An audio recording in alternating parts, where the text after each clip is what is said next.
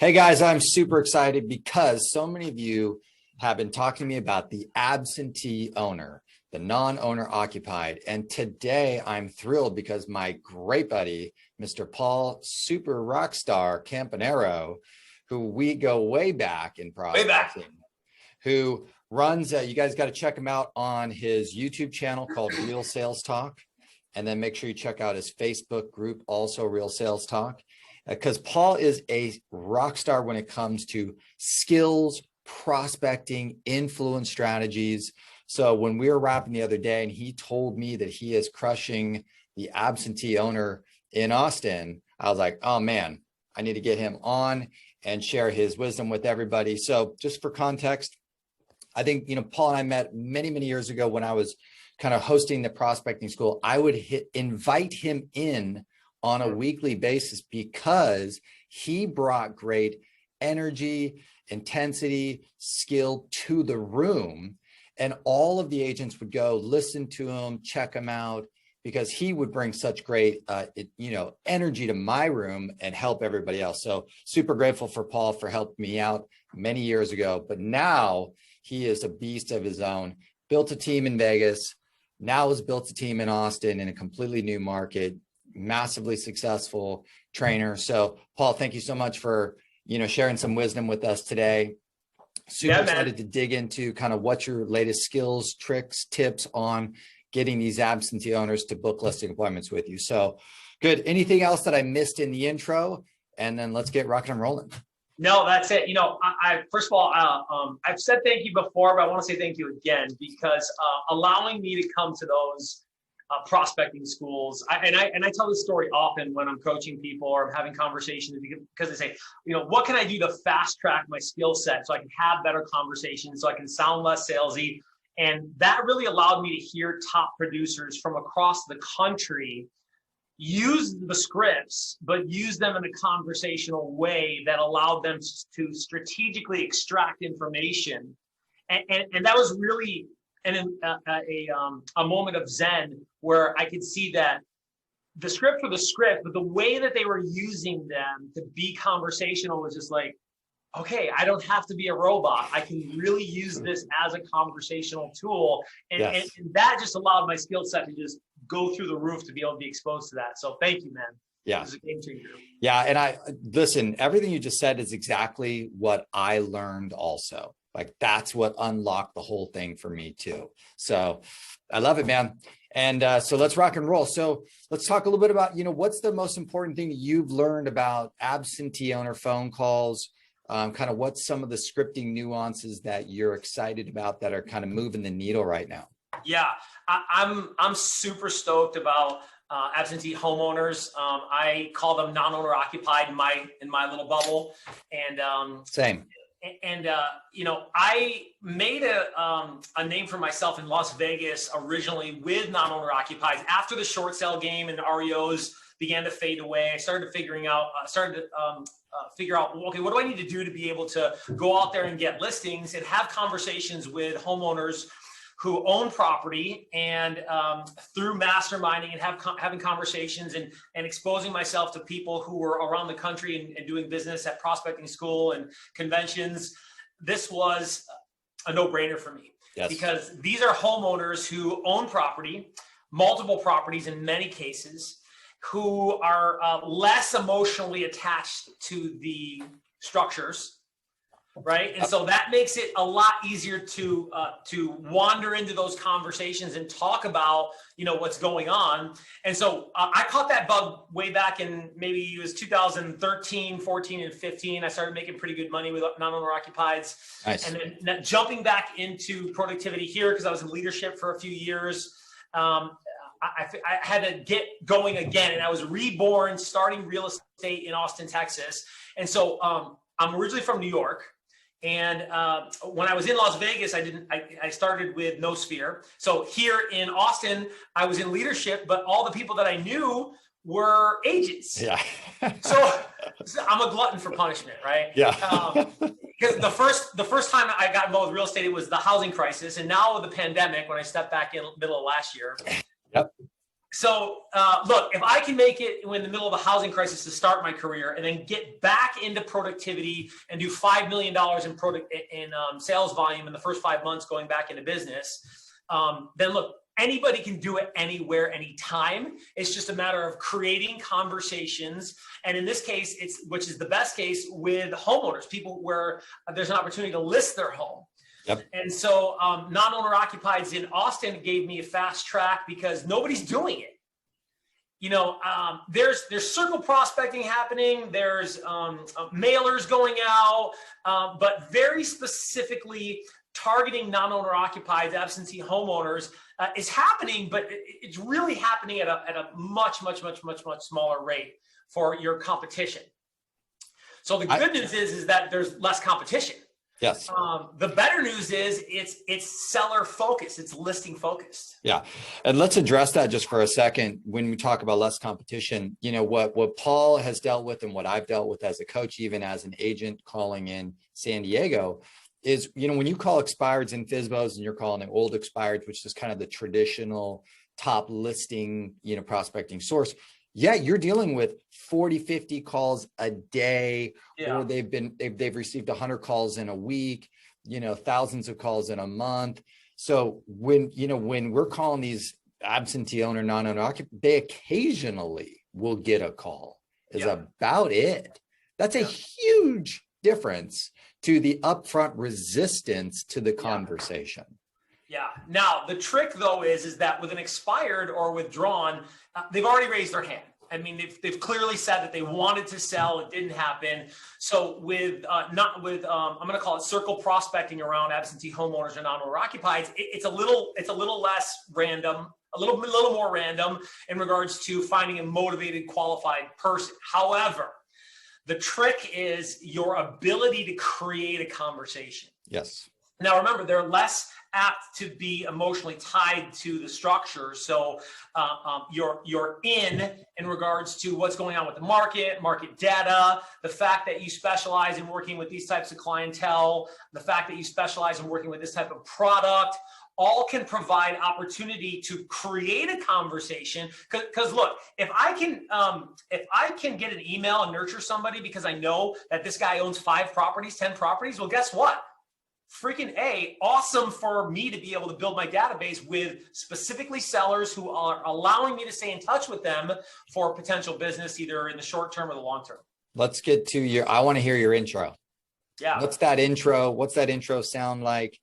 And maybe kind of your first question, right? So let's not go past that. Let's just kind of, how are you, engaging me? And then maybe what's that first question to try and crack this bad boy open?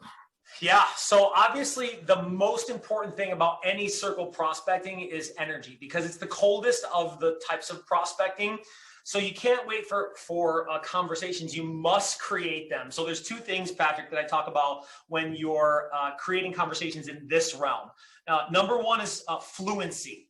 So how well do you know the conversation? Because if you're all weird and you're clunkering through the conversation, then look, you're going to very quickly repel people. Yes. And then fluidity. So fluency is knowing the content, knowing the conversation. Fluency is your flow, your energy, right? Like, do you sound interesting? Do you sound like you really want to know? Like, if you want to attract more people, then you have to be more attractive. Yes. And I'll tell you, I've seen this lesson really compounded, Patrick, this last year. Because when I was the first 5 years in the business, I was doing a lot of business with the lower rung of the ladder in regards to the price points. Yes. Now coming back into the business in Austin, it just happens to be that my average price point is $750,000. Right.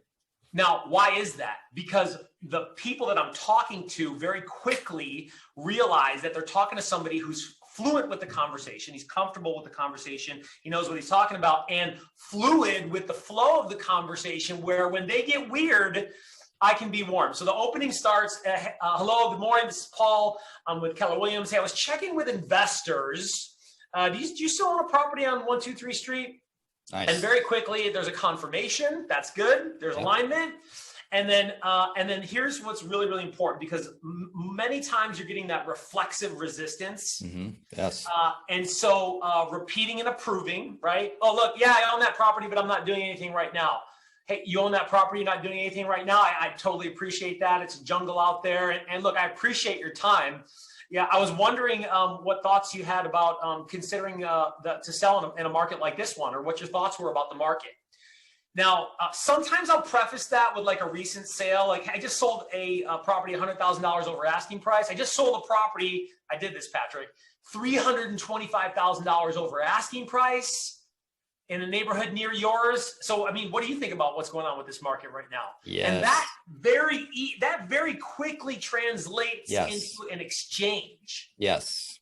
Because initially, look, I'm not looking for agreement. I'm just looking for exchange so the conversation can continue. Yes, yes, yes. That's an easy one to be able to talk about the market. Yeah, I love that. I love that. And just, you know, for a tip on this too, like the calling the non-owner occupied on that actually has a house in the neighborhood in which you just wrote an offer with a buyer over list price, and calling that non-owner occupied and letting them know that you just did that and opening the conversation there also is brilliant, right? Yeah. Yeah. How are they not going to? And the funny thing, you know, and I've said this, you know, and we want to get more into the script, but I just basically said, like, this is such good news to people. It's like, hey, you're $100,000 wealthier than you were 6 months ago. You're $300,000 more net worth than you were like 1 year ago. Hey, would you like to talk about how to spend your $300,000? Like, this is not bad news. That's why I think it's so brilliant right now. Well, it's news everybody's talking about. And when you can quickly disarm them with the repeating and approving. Yes. So go ahead, look, I'm not trying to get anything from you right now. Yes. I'm just bringing something to you. Okay. I joke around and I tell the clients that I coach, I go, hey, bring the gospel. Okay. It's the good news. The good news is the market's appreciating. You're in real estate. You just made $100,000 in the last 4 months. This is good news, man. Right? Like, so you should be excited about that. Yes. When you're talking to them. Now, you don't have to bounce off the walls, but if you're not interested in the conversation, how are they going to be? Exactly. Beautifully said.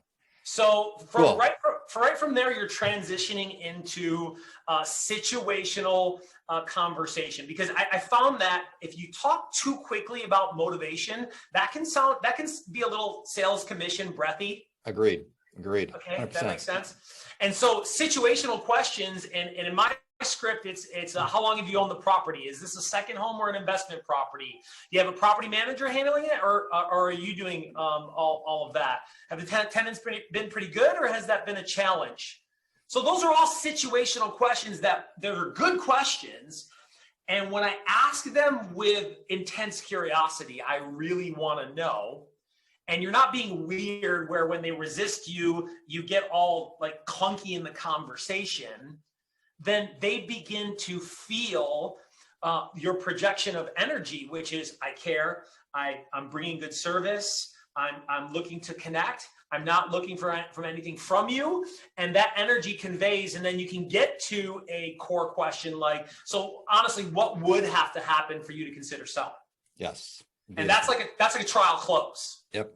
Beautiful. Right? But that's after the situational questions around what they're doing. And look, you might have to, especially because it's a colder call, you might have to repeat and approve at an even higher level. Hey, look, I told you, you asked them, hey, so what are your thoughts around the market right now? Is this a second home or investment property? And then they whack you back with, hey, look, I don't want to do anything right now. And you got to double down on, look, I completely understand. You're not going to do anything until it makes sense for you. And look, I'm not asking you to do anything. So you have a property manager, or are you doing all that? And if you're just cool and collective and keep rolling, 7 or 8 times out of 10, they just keep rolling too. Yes, totally. And I think the key thing for the kind of the average, maybe the new agent out there hearing this great advice for the first time, what we notice is there's a little bit of a smoke screen that always they give you first. And when you become really seasoned as a prospector, we find that like 4, 5, 6, 7 questions deep into the conversation, it turns from they were cold to they're actually like, yep, I'm looking at selling the house right now, was talking to my wife last night. Yeah. But the first 4 or 5 things that they said was no, no, no, no, no, not going to, no interest, not going to, not.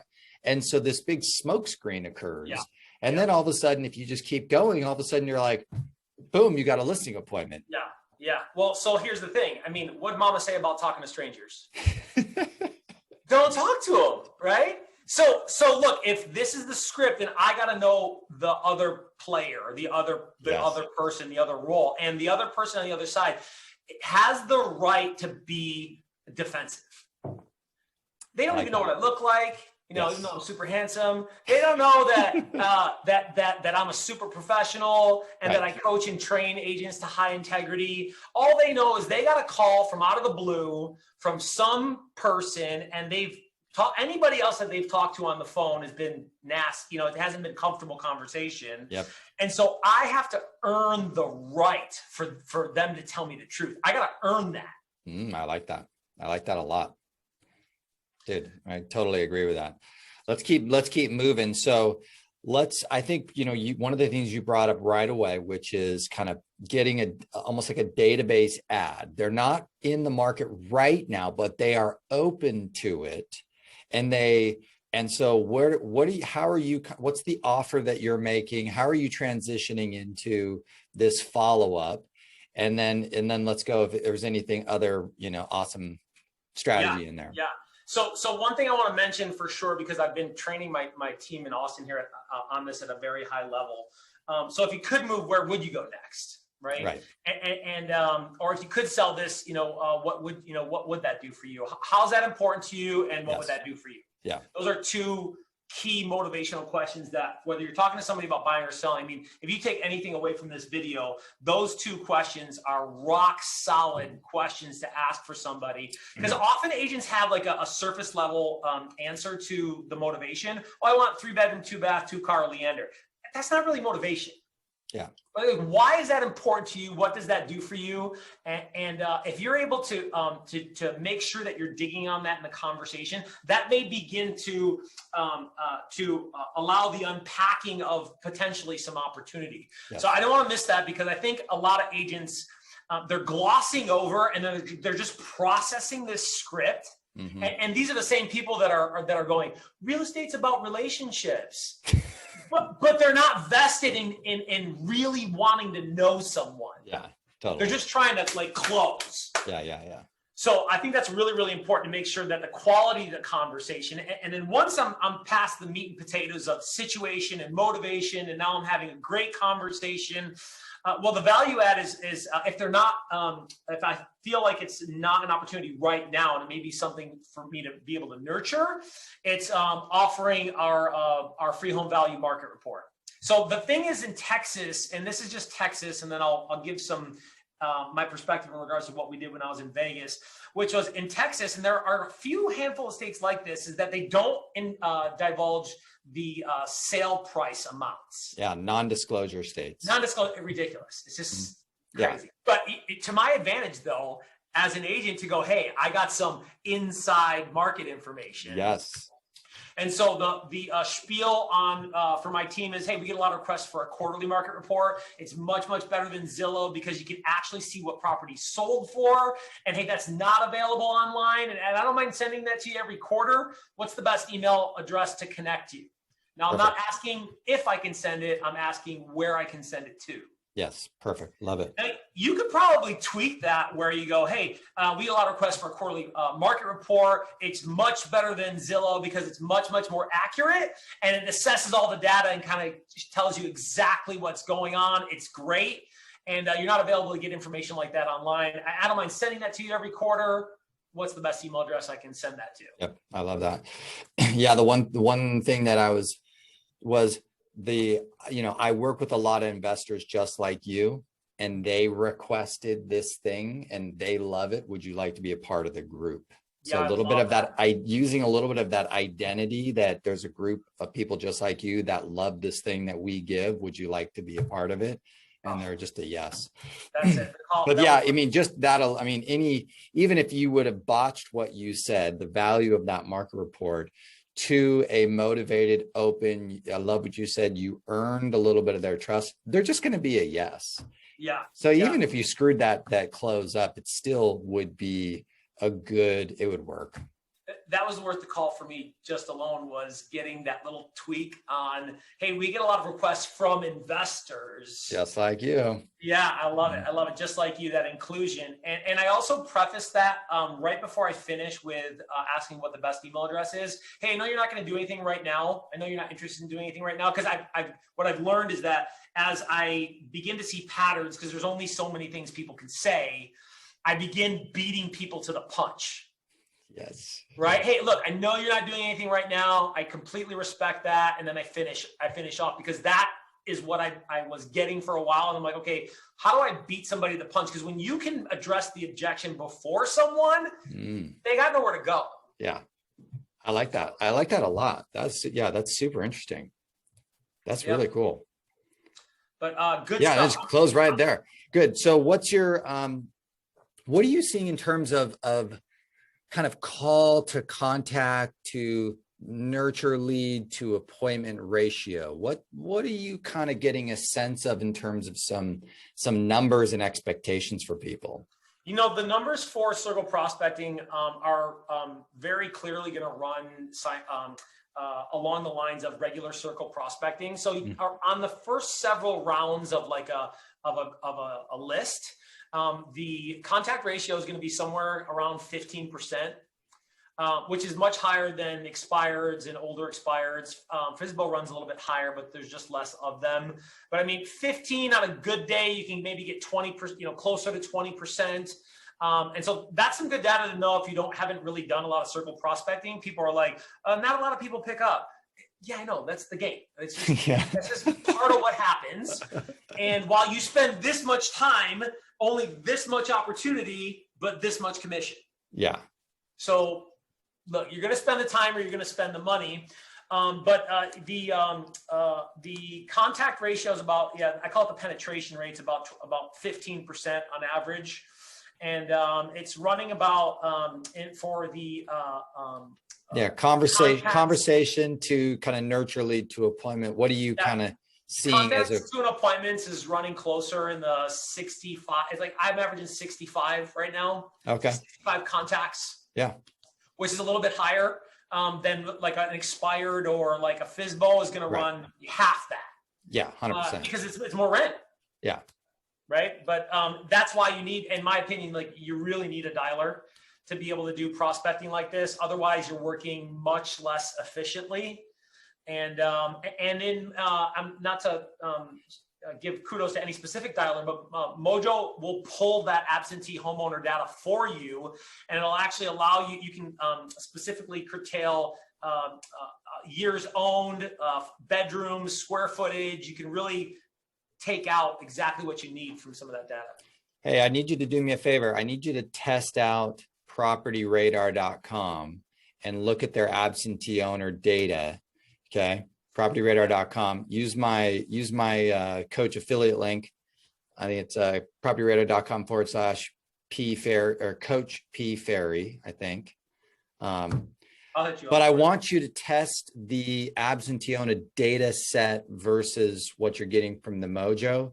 I will. When I talked to those guys, they were saying that their accuracy of the phone number is in the range of 60 to 80%. And I've been validating that with quite a few of my prospecting clients, but I need your eyeballs on it. Okay. So if you can give me some feedback on that, be super helpful. But now they will only give you about 50% of the data of the list. So, but they're actually doing a double verification. So they'll give you the one number. So it's just the one number and the first number. If they have it, it's like 60-80%. That's the owner's number. Well, that's one of the things I didn't like about some of the other services is like there's 5 numbers or 6 numbers and 5 of them are wrong. And the dialer helps with that, but it's still pretty tedious. No, I need you to test this out for me just because I need some good high level perspective on that. Yeah, Check it out. well, my team's making almost like around 1,000 calls a day, so we could come up with some with a test sample on that pretty quick. Yep, sweet. Yeah. Any final tips? There were so many great nuggets in there the mindset of the opening, some of the scripting of the opening, some of the perspective on skill sets of how to create conversations, some mindsets about to earn their trust. I mean, there's so many awesome things in there. Any other kind of nuggets in this area of skills, mindset, conversion that you've got for this group? The most important thing, whether it's these guys or prospecting somebody else, is to stop closing. Stop freaking closing. Because Patrick, people don't have the skill set yet.